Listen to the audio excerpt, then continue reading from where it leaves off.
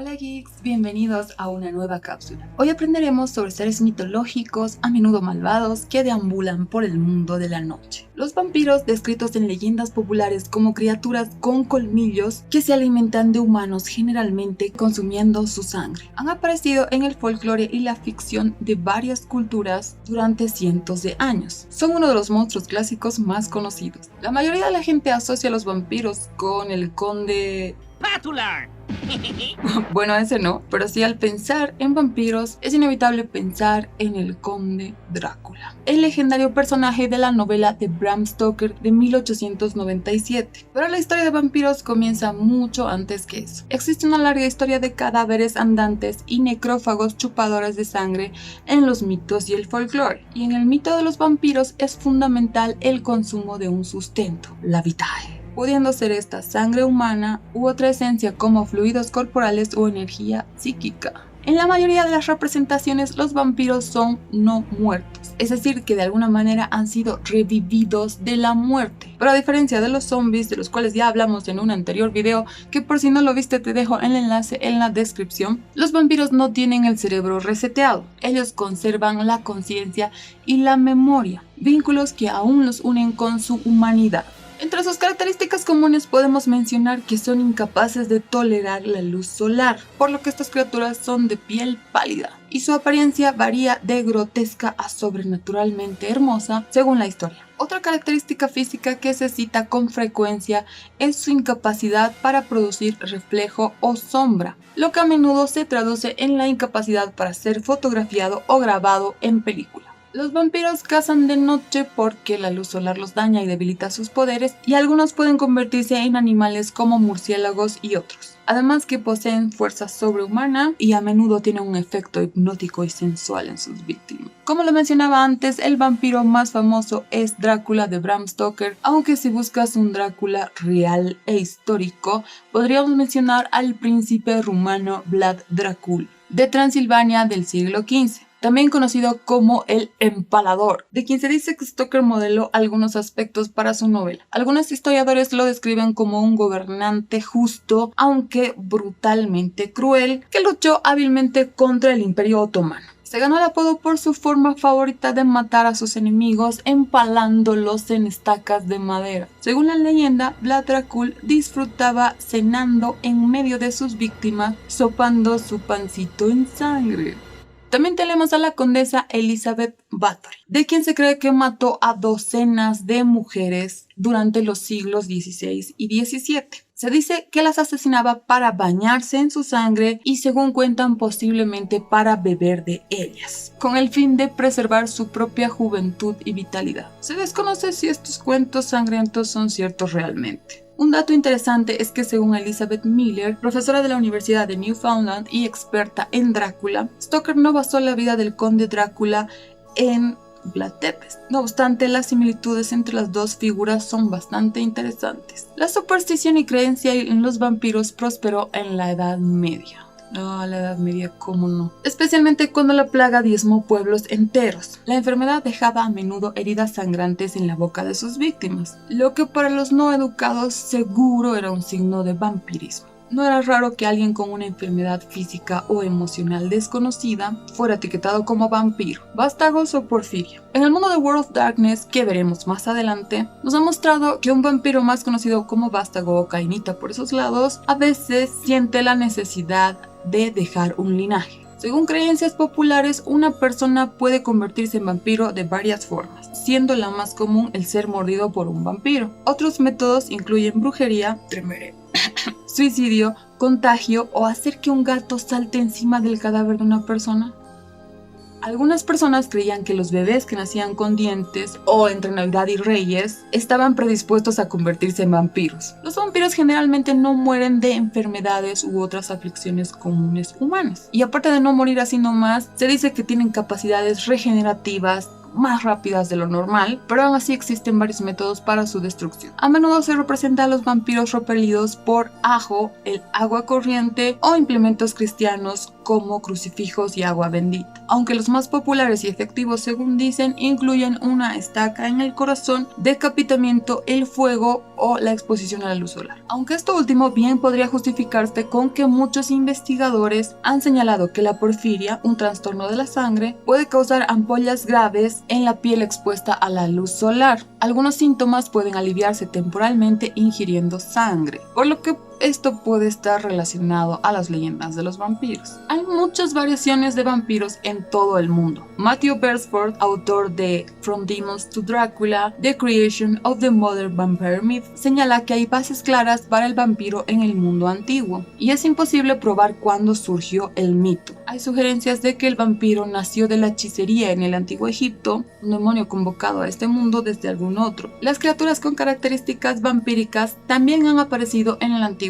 Grecia, donde se contaban historias que atacaban a personas mientras dormían y drenaban sus fluidos corporales. Las historias de cadáveres andantes que bebieron la sangre de los vivos y propagaron la peste florecieron en Europa medieval en tiempos de enfermedad, y las personas que carecían de una comprensión moderna de las enfermedades infecciosas llegaron a creer que los que se convertían en vampiros atacaban primero a sus propias familias. Estirpe de Oriente. Pero por supuesto que hay historias de vampiros al otro lado del mundo, en Asia, como las de los Xianxi en China, cuya traducción literal es duro o rígido. Se trata de seres que murieron de manera violenta y se levantan de su tumba tan tiesos que no pueden doblar sus extremidades. Entidades que atacan a personas alimentándose de su energía vital. Tenemos a los Kuei-jin si hablamos de Lord the World Darkness. También están las deidades airadas bebedoras de sangre en el libro tibetano de los muertos y muchas otras referencias. Literatura y vampiros. La encarnación moderna del mito de los vampiros parece haber surgido gracias a la literatura gótica europea de los siglos XVIII y XIX,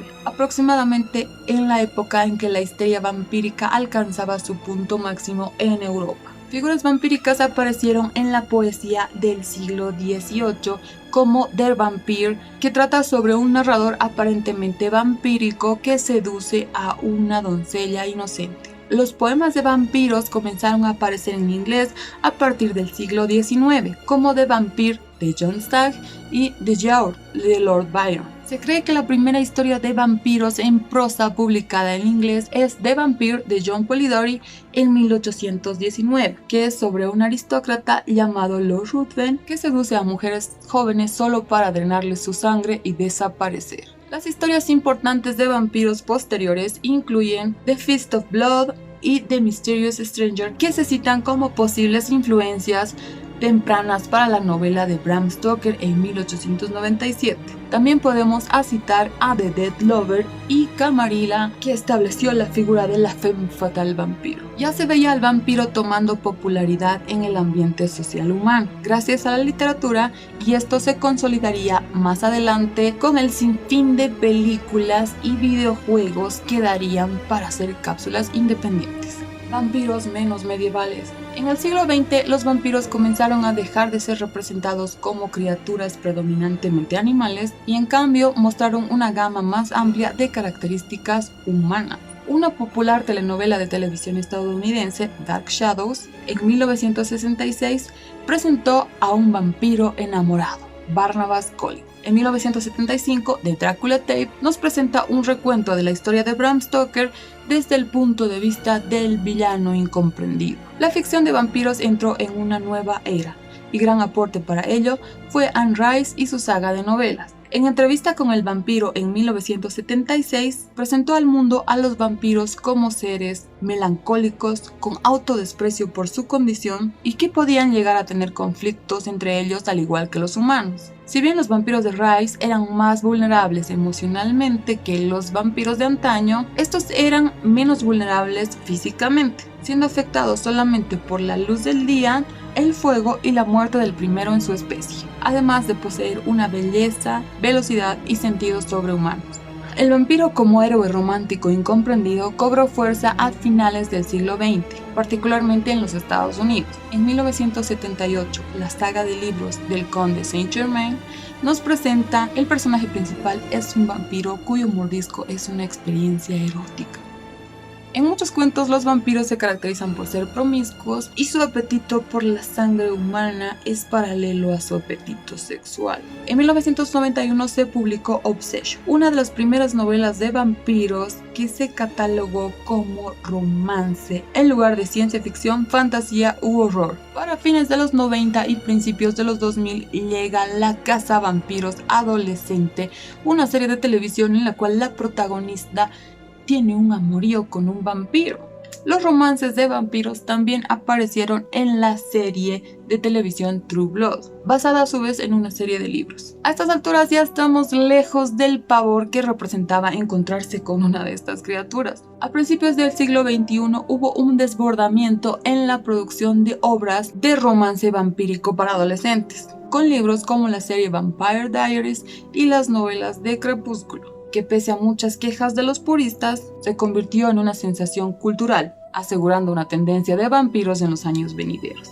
De amantes a héroes. Los vampiros también gozaron de popularidad como improbables héroes de acción. Blade, un superhéroe medio vampiro, apareció en una serie de cómics cuya adaptación a la pantalla grande dio lugar a 3 películas. El mismo Drácula apareció en varios cómics de DC y Werewolf by Night y se convirtió en héroe de acción conocido como Alucard en el manga y anime japonés Hellsing. Tenemos a Vampirónica, sí, Verónica de Archie, obviamente a Vampirella, a Raziel en Soul River Legacy of Kain, a Rain en Blood Rain, Castlevania y muchos otros títulos vampirescos. Ahora, geeks, este es el momento en que te invito a likear este video donde sea que lo estés viendo, a suscribirte para que tengas más contenido de mis cápsulas dementadoras y a que lo compartas para difundir la palabra.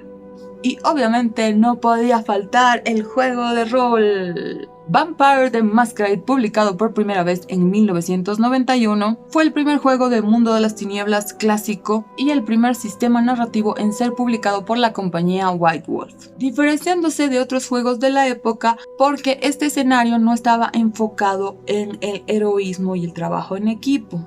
Oh no, Vampiro la Mascarada es un juego de conspiraciones y traición donde es más importante cuidar nuestro propio pellejo que andar haciéndonos los héroes. Aquí ya no vemos a los vampiros solamente como bestias sedientas de sangre o adolescentes calenturientos o amantes nocturnos. Aquí se nos presentan como criaturas regidas por el temor a ser expuestas ante el ganado, que sería la humanidad. Por eso digo mi disclaimer, los vampiros no existen.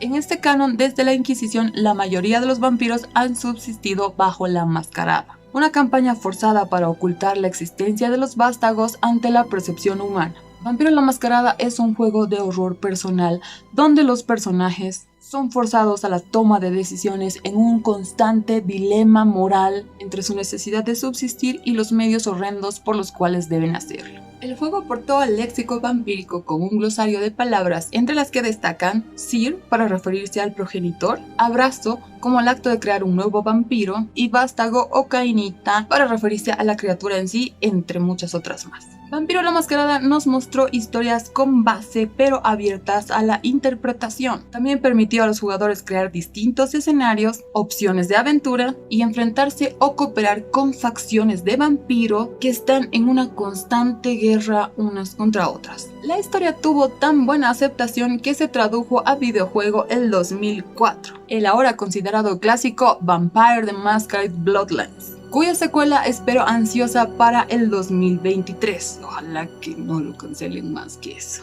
Pero bueno, si quieres saber más de vampiro o que hable más cosas de vampiros en particular, contame. Yo soy Amelgab y nos vemos la próxima cápsula.